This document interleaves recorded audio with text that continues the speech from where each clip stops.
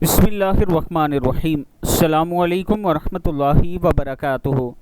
حدیث شریف میں ہے کہ جب اللہ تعالیٰ نے زمین کو پیدا فرمایا تو زمین ہلنے لگی، تو اللہ تعالیٰ نے پہاڑوں کو پیدا فرمایا اور ان پہاڑوں سے زمین کا ہلنا بند ہو گیا۔ تو پہاڑوں کی مضبوطی اور طاقت سے تعجب کرتے ہوئے فرشتوں نے کہا، اے ہمارے پروردگار، کیا تیری مخلوق میں پہاڑوں سے بھی بڑھ کر کوئی طاقتور چیز ہے؟ تو اللہ تعالیٰ نے فرمایا کہ ہاں، لوہا پہاڑوں سے بھی بڑھ کر طاقتور ہے۔ تو فرشتوں نے کہا، اے ہمارے پروردگار، کیا لوہے سے بھی بڑھ کر طاقتور کوئی چیز ہے؟ تو فرمایا، ہاں، آگ لوہے سے بھی زیادہ طاقتور ہے۔ تو پھر فرشتوں نے کہا، اے ہمارے پروردگار، کیا آگ سے بھی زیادہ کوئی طاقتور ہے؟ تو فرمایا، پانی آگ سے بھی زیادہ طاقتور ہے۔